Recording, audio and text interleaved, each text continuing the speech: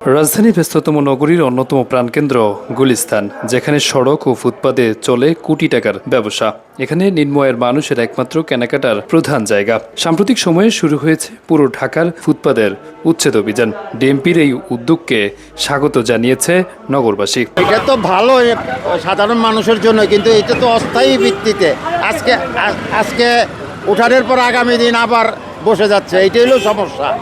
মানুষ তো হাঁটতে হয় রাস্তা দিয়া, উপায় তো নাই।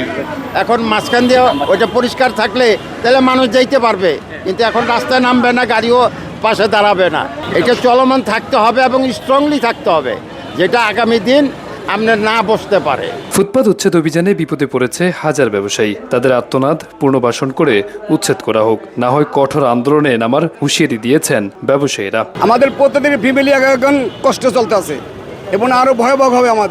আমাদের একটা কর্মস্থান দেখ, তারপরে আমাকে উঠাও, আগে আমাদের একটা ব্যবস্থা করুক, আমাদের একটা পুনর্বাসনের চিন্তা করুক, বলুক যে আমরা এইখানে না অন্য জায়গায় দোকান করতে পারবো, বা কোথাও জায়গা দিক, ঠিক আছে, যেরকম একটা ব্যবস্থা করুক। আমরা চাই পুনর্বাসন ছাড়া কোনো হকার উচ্ছেদ হবে না।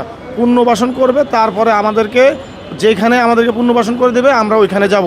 আমাদেরকে যদি ফুটপাতে বসতে না দেওয়া হয়, তাহলে আমাদের পদক্ষেপ আমরা আন্দোলনে নামবো। ফুটপাত উচ্ছেদ অভিযানের স্বস্তি এসেছে গুলিস্তানে। ফাঁকা সড়ক, গাড়ি নিয়ে চলছে দ্রুতগতিতে। গুলিস্তান এরিয়ায় যানজট থাকে নিত্যদিন, সেই যানজট এখন আর দেখা যায় না। প্রতিটি সড়ক ও ফুটপাত ধরে অনায়াসে হাঁটছে সাধারণ মানুষ। তাই সকলের দাবি অভিযান ও তদারকি কার্যক্রম চলমানের দাবি জানিয়েছেন। এদিকে ফুটপাত উচ্ছেদ ও হকারদের দখল ঠেকাতে কঠোর হয়েছে ডিএমপি। যে অবস্থায় পাচ্ছি তাকে আমরা সতর্ক করছি, তাকে বোঝাচ্ছি, এবং আপনার এগুলো একটু মাথা রেখে আগের অভিযানগুলো আমরা করেছি, আমরা আস্তে আস্তে কঠোর হচ্ছি, আমরা আরো কঠোর হব। কঠোর থেকে কঠোর সিদ্ধান্ত তাদের এখানে নিতে হবে। প্রতিদিন সকাল থেকে রাজধানীর গুরুত্বপূর্ণ এলাকায় চলছে ফুটপাতের উচ্ছেদ অভিযান, যা চলবে 5 তারিখ পর্যন্ত। রাজধানীর যানজট নিরসনে প্রধানমন্ত্রী তারেক রহমানের নির্দেশনায় চলছে ফুটপাতের উচ্ছেদ অভিযান। সড়কে হকার ও ফুটপাত বসলেই করা হবে জেল ও জরিমানা, এমনটাই জানান ডিএমপির নির্বাহী ম্যাজিস্ট্রেট। এখন তো আমরা গণবিজ্ঞপ্তি দিয়ে করেছি,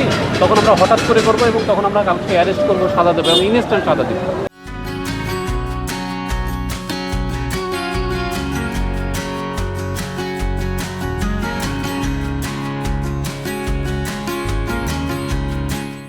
রাজধানী জুড়ে ফুটপাত ও সড়ক দখলমুক্ত করতে 1 এপ্রিল থেকে সমন্বিত অভিযান শুরু করে ডিএমপি। এর আগে ব্যবসায়ী ও দোকান মালিকদের নিজ দায়িত্বে তাদের মালপত্র সরিয়ে নেওয়ার আহ্বান জানিয়েছেন পুলিশ। আরাফাত হোসেন, যুগের চিন্তা, ঢাকা। আপনাদেরকে স্বেচ্ছায় চালানোর সুযোগ দেওয়া হয়েছে।